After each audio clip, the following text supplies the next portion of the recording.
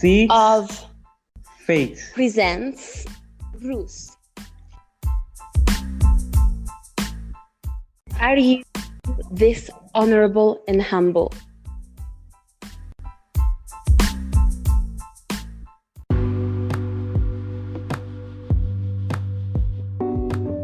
Hello everyone, I am really happy to be here with you today. As you can hear, I am not alone. I'm here this morning with one of my best friends, Dior. So Dior, I have written down 5 qualities that you have, and I haven't shared those with you before. So this may come as a little bit of surprise for you, but we know that from the previous episode we had to write down 5 things about ourselves, and I decided to write them about you. To me, you are a generous woman, you are humble, you are patient, you are wise, and you are hardworking. Introduce yourself for the crowd. Thank you, Francesca, for having me today in your Seeds of Faith episode on Ruth. My name is Arinze Mwadiogo.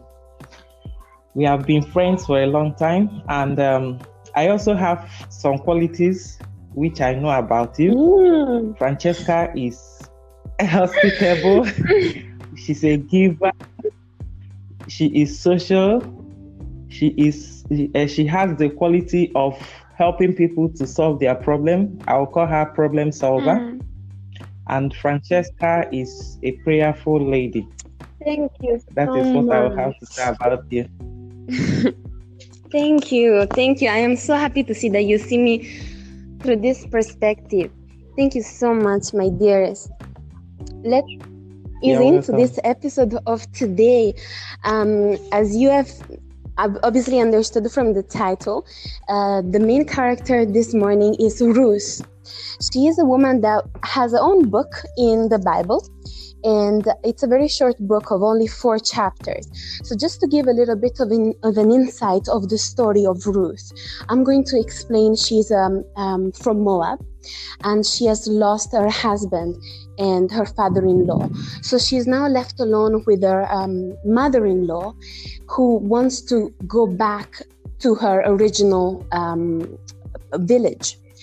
So Ruth makes the bold decision to go back with her instead of going back to her parents' house where she was actually from. And in this journey, there are so many things happening, right? Dior, can you tell us what really stood out for you when you read the book of Ruth? For me, I gave it a title, which is The Way to Your Greatness. This may not actually be about Naomi, but Ruth. But Naomi was there as an object to bring Ruth to her destiny. So sometimes people in our life can just be the tool to bring us to greatness. Is that what you're saying? Exactly. So it is the way to your greatness. It may not be an easy way. It may be full of ups and downs, but you are going somewhere where God is taking you to. Yeah. And sometimes it's not easy, right? Like we see in the story of Ruth that it wasn't easy for her to make such a decision. And they lived in a situation in which they didn't have a lot of money, right? So Ruth had also to make the choice to go and work. And that shows another beautiful characteristic of this woman, and it's how hardworking she was. She could have sat idle at home. I mean, she was a widow, and at the time, widows didn't have many rights. And Ruth decided to make a decision for herself, to stand up and say, I am going to work. And what was she going to do? She was going to pick up the leftover grain. She was going to glean, and that was an action that required you to be very humble, because you had to go behind the harvesters picking up the leftover grain that they were leaving. So this woman is so humble that she would just be content with picking up the leftover grain.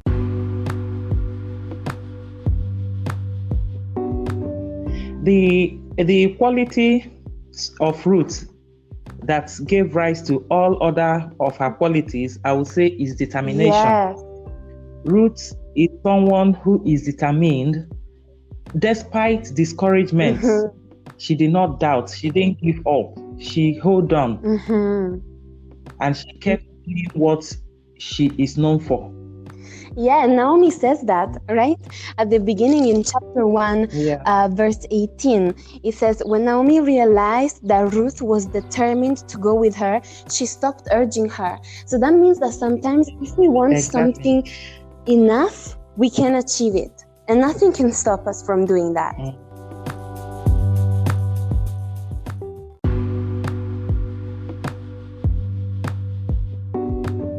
Another quality of Ruth, which is outstanding, is she demonstrated a great act of faith, which she backed up with action. Absolutely. Because faith without action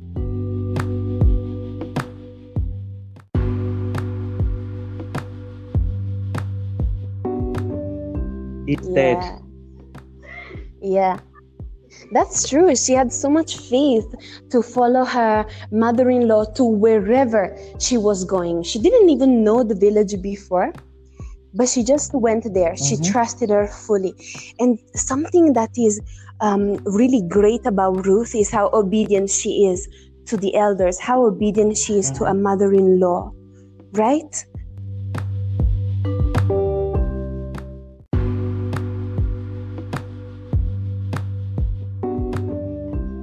Obedience is very important in our life, because when God is talking to us through some signs or through people, we have to give listening ear and obey the word of God. Because when you obey, that means you are almost there to get what God has placed for you.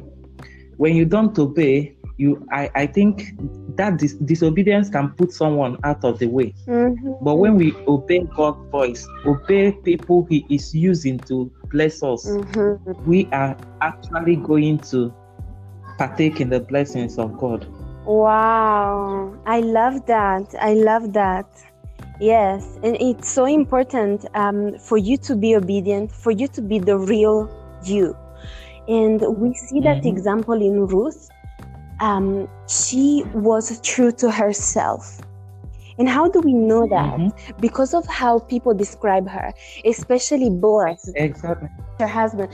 What does Boaz say about her? Like, this man sees how humble the woman is. And we see how humble Ruth is, even when she says, I do not have the standing of one of your servants. So wait, does that mean that this honorable woman thinks that she's not even at the standing of a servant? Can you imagine that?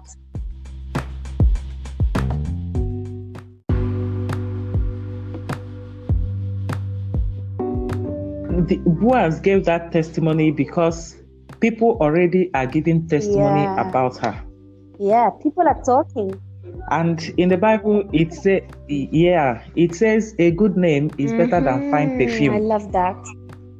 So the way we carry ourselves, the way we respond to people, the way we do things, it's the testimony that people will always give about us. So when people give good testimony about you, it can make a way for you. People can recommend you to high positions because of the kind of life you live, because of the example you give to others, So it is very important to be mindful of the kind of testimony people will give about us. Yes, absolutely. And when we look at the word honorable, honorable means to be honest, to be right-minded, to be respectable, to be virtuous, noble, worthy, incorruptible, faithful, esteemed. And Ruth has all of those qualities, but at the same time, she's humble.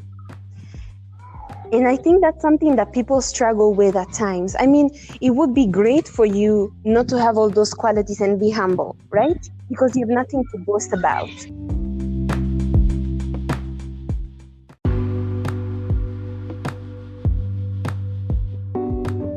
but yet she decides to be humble. She doesn't take it as a pride. She doesn't take it as something to be making feel other people bad for not being at her standing. No, she lowers herself down to be at the standing of a servant. And she says, there is something that God tells us here. And when she wanted to just go running behind the harvesters to pick up the leftover grain, she would actually have to go down, to kneel down, to bow down, to pick up the grain. That action is called gleaning. And sometimes we are just content with picking up the leftover grain. And when you're humble enough to be content with the leftover, God gives you the whole field. He makes you the owner of the threshing floor. He says, my daughter, you're just content with picking up the leftover. No, you are meant for higher places. I'm going to give you the whole field. And she does become the owner, because then she marries Boaz, who's the owner of the field. And therefore, she has the right to be the owner of that field also.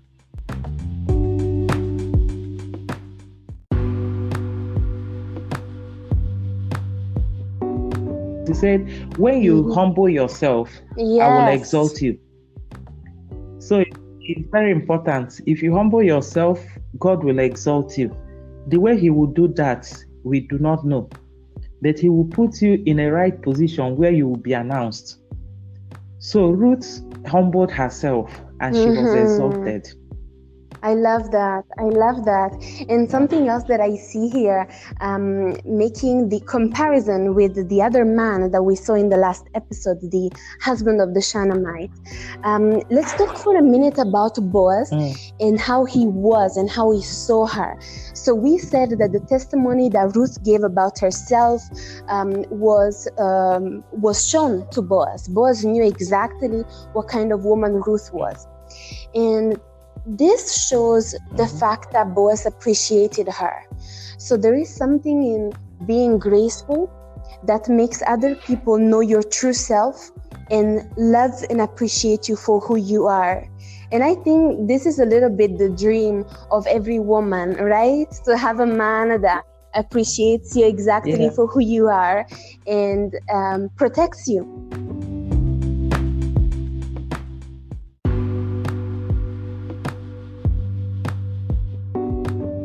For every woman, I would think for you to get a good man or a blessed man from God, you have to be reserved. Ruth was reserved. She was really reserved. She kept herself, despite the fact that she goes to Boaz and glean before him and all those things. She still kept herself until Boaz married her. So self-control and patience is very key in our life. Absolutely. And we know this story that you are referring to, Dior, is written later on in chapter 3. So this is Naomi that tells Ruth, my daughter, go at night to visit Boaz and lay at his feet. So that's what she does. She goes to visit Boaz, she lays at his feet, and she asks him, my Lord, give me a little bit of your garment from your feet so that I can put it over me. She just wanted a corner of his garment, and he gave him everything later on. But at that time, it's only the corner that she could have, because there was something that she needed to protect, and it was her worth, it was her honor. I know people speculate that on that night Ruth and Boaz were intimate, but actually the scripture shows us that that is not real, because Boaz went all the way to find the guardian redeemer that would marry Ruth. And the guardian redeemer is basically a person in the family that needs to redeem a widow. And it also redeem a field. So we see that in this case, there was the field to be redeemed that belonged to the husband of Naomi. But since he died, it would have passed on to his sons. but the sons died also. So automatically it would come to either Ruth or the other woman that was married to the other son, but she had left. So Ruth was the one who had the field, but she didn't have the right to sell it as she was a widow. And so someone else would redeem her. And in this case, Boaz is very sincere. He says, my daughter, what you've done is good. He says, you haven't gone after young men trying to marry them. You were true to yourself. You know your worth. You're noble. You have a noble character. And so he would go and find the guardian redeemer that was next in line. And once he refused to marry Ruth, then Boaz was happy to marry her, right? And redeem the field. He took her as his wife.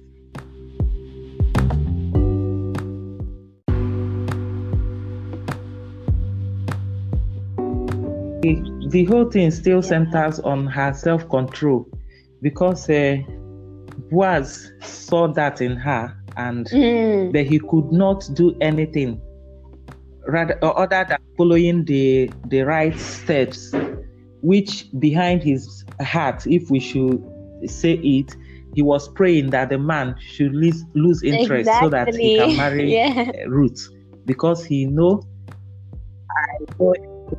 sometimes we human, we do that. We want something, but we cannot get it unless we follow the right step. So in that right step, we always pray that protocol will be broken so that we have to get what really we need. So, and that is the will of God for us. When we do not merit something, God always find a way to bless us and give us our heart desire. Absolutely. Yes. Yes.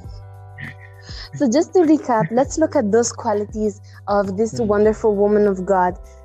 She's honorable, yet she's the type. Yes, she definitely is. Yes, and she's hardworking.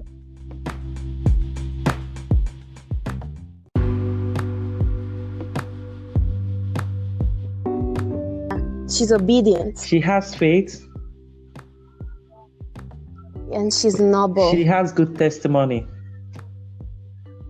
Yes.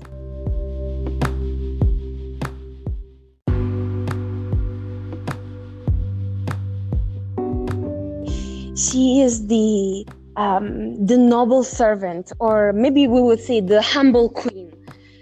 But let's just think for a second that Ruth is the great-grandmother of King David, and she's in the line that gave birth to Jesus.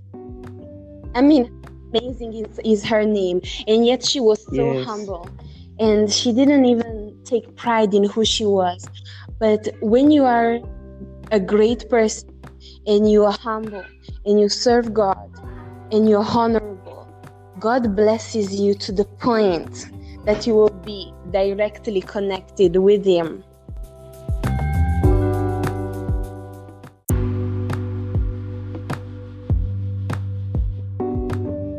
Yes, exactly. Okay, well, I think this was all for today. Thank you so much, guys, for listening. And I really, really want to thank my guest, Dior, that is calling from Syria.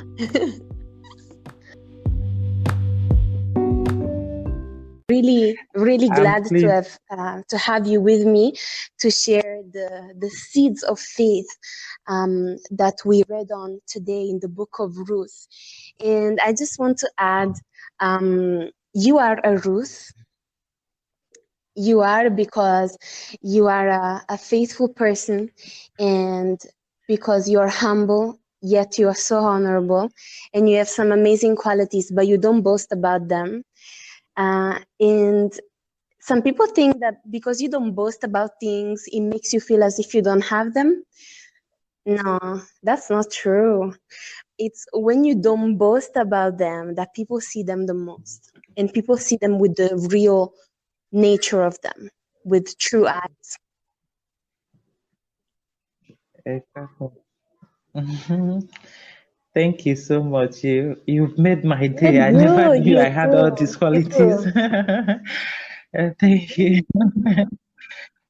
Thank you so much. It's a gift from you, and I'm taking it with my heart. And I am also glad to be with you on your episode, Seat of Faith. And Thank you, thank my you love. for God having bless me. you. And thank you, God all of bless you you. guys, for being here with us today. Please let us know what you think about this episode. Feel free to send any suggestion or any comment you may have. You can reach me right on my social media, or you can chat me up in private.